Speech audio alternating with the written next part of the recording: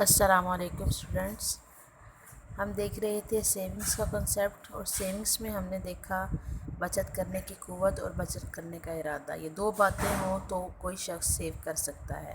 اس کے علاوہ بچت کرنے کی قوت پر کے کنسیپٹ کو ہم نے سمجھا کہ وہ کس پر ڈیپینڈ کرتا ہے. مزید اگر دیکھا جائے تو بچت کرنے کی قوت کا انحصار آمدنی پر ہوتا ہے، اخراجات پر، نظام بینکاری پر اور محصولات پر. ایک صارف کی آمدنی جتنی زیادہ ہوگی وہ بچت کرنے کی قوت اتنی ہی زیادہ رکھتا ہوگا. دوسری طرف اگر اس کے اخراجات کم ہوں گے تو اس کی بچت زیادہ ہوگی، اور جس کے اخراجات زیادہ ہوں گے اس کی بچت کم ہوگی. نیز نظام بینکاری جتنا کسی ملک کے اندر اسٹرانگ ہوگا، بینکنگ سسٹم زیادہ اچھا ہوگا، یعنی بینکس عام فرد کی رسائی تک ہوں گے تو پھر لوگ بچتیں زیادہ کریں گے، بینکوں میں روپیہ جمع کروائیں گے. اس کے علاوہ شرح سود اگر بلند ہوگی تو بھی بچتوں کے انسینٹیو ملے گا، لوگ سیونگز زیادہ کریں گے تاکہ اپنی بینک سے سود کما سکیں. اور اس کے برعکس صورتحال ہوگی تو پھر بچتیں کم ہوں گی، یعنی اگر شرح سود کم ہوگی، بینکنگ تک لوگوں کی رسائی بینکس تک لوگوں کی رسائی نہیں ہوگی تو پھر لوگ بچت نہیں کر پائیں گے. چوتھی جو بات ہے وہ محصولات کے نظام پر اس کا انحصار ہے. محصولات یعنی ٹیکسیشن سسٹم پر اگر گورنمنٹ زیادہ ٹیکس لگا دے گی، ڈائریکٹ ٹیکس زیادہ ہوں گے، انڈائریکٹ ٹیکس زیادہ ہوں گے، تو اس سے کیا ہوگا کہ سیونگ کم ہو جائے گی. انڈائریکٹ ٹیکسز جب لگا دیے جائیں گے، سیلز ٹیکس زیادہ ہوگا تو اشیاء کی قیمتیں بڑھ جائیں گی، جس کی وجہ سے صارف کے اخراجات بڑھ جائیں گے اور اس کی بچت کم ہو جائے گی. ڈائریکٹ ٹیکس زیادہ لگایا جائے گا تو بھی صارف کو اپنی آمدنی میں سے پے کرنا پڑے گا، اور اس کے بعد جو قابل استعمال اس کی ذاتی آمدنی ہے، ڈسپوزیبل پرسنل انکم ہوگی، وہ کم ہو جائے گی، جس کی وجہ سے وہ بچت کرنے کے قابل نہیں رہے گا.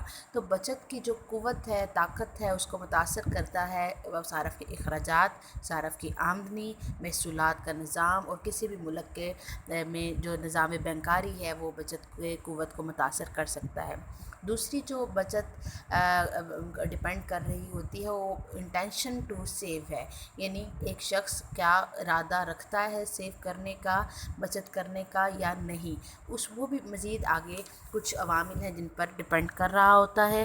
تو پہلا اگر دیکھا جائے تو بچت کا ارادہ سرمایہ کاری پر ڈیپینڈ کرتا ہے. اگر ملک میں سرمایہ کاری کے حوالے سے حالات سازگار ہوں، سرمایہ کاری میں منافع کے انسینٹیو زیادہ ہوں تو لوگ اسے بچتیں اپنی زیادہ بڑھائیں گے اور سرمایہ کاری پر لگائیں گے تاکہ زیادہ منافع کما سکیں. اس کے برعکس اگر سرمایہ کاری کی صورتحال مندے میں جا رہی ہو اور لوگوں کی آمدنیاں منافع کم ہو رہے ہوں تو اس صورت میں لوگ بچتیں نہیں کریں گے، لوگ جو ہے وہ اس کو خرچ کرنے کی ترجیح دیں گے. دوسری طرف شرح سود ہے. شرح سود جیسے ہم نے پہلے بھی ڈسکس کیا کہ جتنی زیادہ شرح سود ہوگی بچتوں کے انسینٹیو اتنے ہی زیادہ ہوں گے. جب شرح سود کم ہوگی تو پھر جو بچت ہے وہ کم ہوگی اور ارادہ بھی کم ہو جائے گا.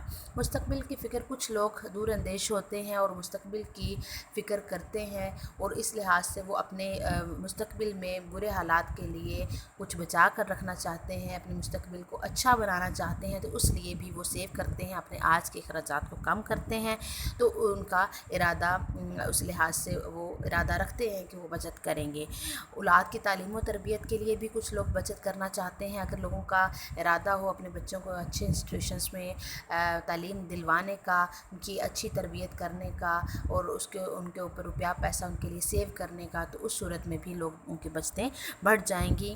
پھر بڑھاپے کا خوف، کچھ لوگ بڑھاپے کا خوف رکھتے ہیں کہ ابھی جوانی میں تو کام کرنا آسان ہے اور روزگار میسر ہے، ہو سکتا ہے بڑھاپے میں روزگار نہ رہے، وہ طاقت نہ رہے، تو اس لیے بھی لوگ سیو کرتے ہیں، جوانی میں اپنے اخراجات کو کم کرتے ہیں تاکہ اپنے اس عمر کے لیے بچا سکیں جب ان کے پاس کام نہیں ہوگا یا کام کرنے کے وہ قابل نہیں رہیں گے، تو آج کے دور میں جو بچایا ہوگا وہ کل وہ استعمال میں لا سکیں گے.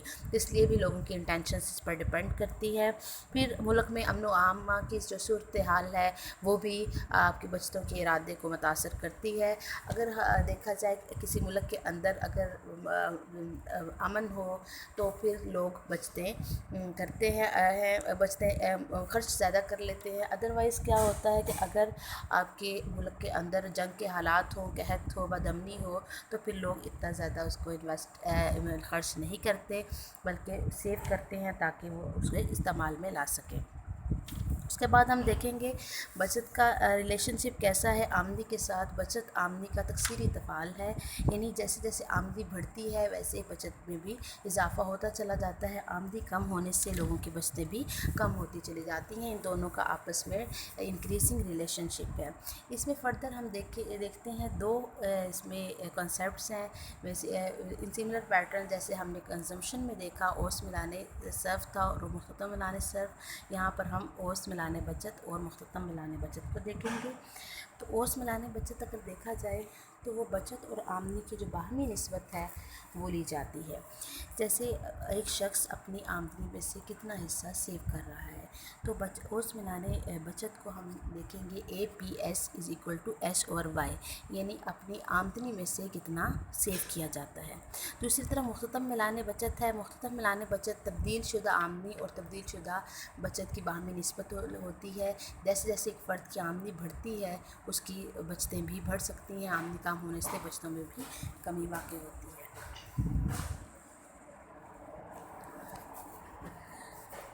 تو بچت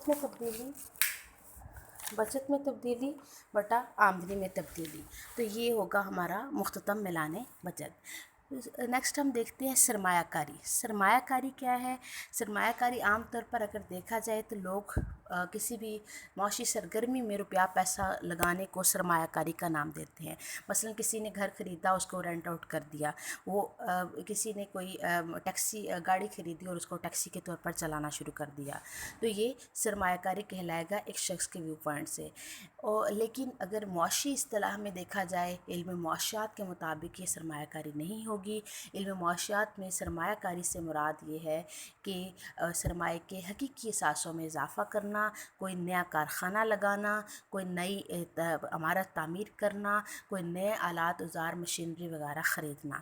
تو سرمایہ کاری کیا ہے اس لحاظ سے ہم دیکھیں تو سرمایہ کاری کو ہم ایسے ڈیفائن کر سکتے ہیں کہ لوگ ایسے منصوبوں یا کاموں میں لوگوں کی بچائی ہوئی رقومات کو لگانا جہاں سے مزید آمدنی حاصل ہونے کی توقع ہو، اور سرمایہ کاری سے مراد سرمایہ کے حقیقی اثاثوں میں اضافہ کرنا ہے، یعنی نیا کارخانہ لگائیں گے، نئی تعمیرات ہوں گی، نئی سڑکیں، نئی ڈیمز وغیرہ، نئی چیزیں، نئی گاڑیاں بنائی جائیں گی۔ پہلے سے استعمال شدہ اشیاء کو اگر خریدیں گے تو ایک شخص کے ویو پوائنٹ سے وہ سرمایہ کاری ہوگی، لیکن چونکہ ملک میں سرمایہ کے اثاثوں میں اضافہ نہیں ہوا تو اس لیے وہ سرمایہ کاری نہیں کاؤنٹ ہوگی۔ ایک شخص کے ویو پوائنٹ سے وہ سرمایہ کاری ہوگی لیکن ملکی لحاظ سے وہ سرمایہ کاری نہیں ہوگی۔ سرمایہ کاری تب کنسیڈر کی جائے گی جب ملک میں اس کے اثاثوں میں سرمایہ کاری کے اثاثوں میں اضافہ ہوگا، سرمایہ کے اثاثوں میں۔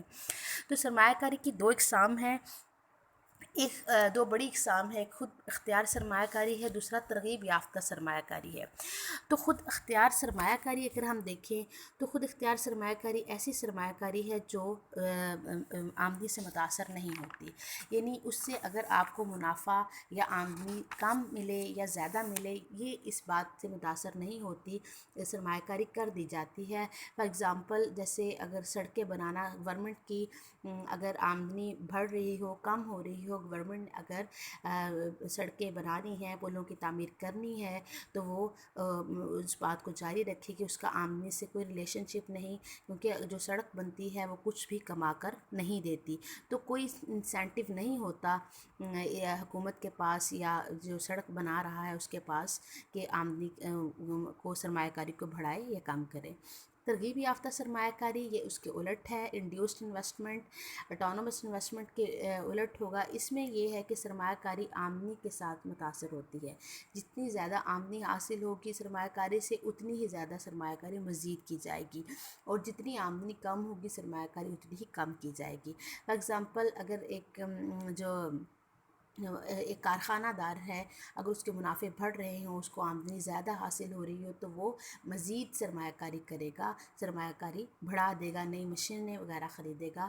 اور اگر ایک شخص کو روپیہ پیسہ لگانے سے، سرمایہ کاری کرنے سے اتنی آمدنی حاصل نہیں ہوئی تو وہ سرمایہ کاری کے حجم کو کم کر دے گا۔ اس کو ہم انڈیوسڈ یا ترغیب یافتہ سرمایہ کاری کا نام دیں گے۔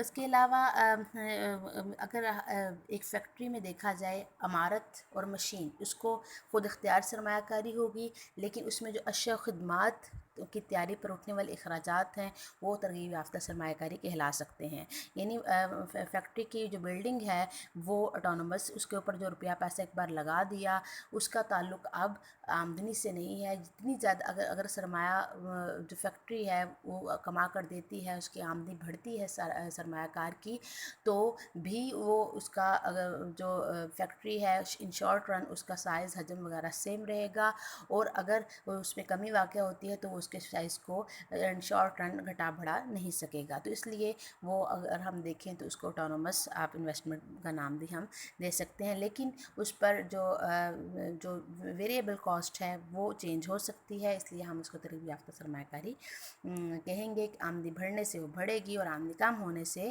وہ کم ہو جائیں گے اخراجات، یعنی اس کی سرمایہ کاری.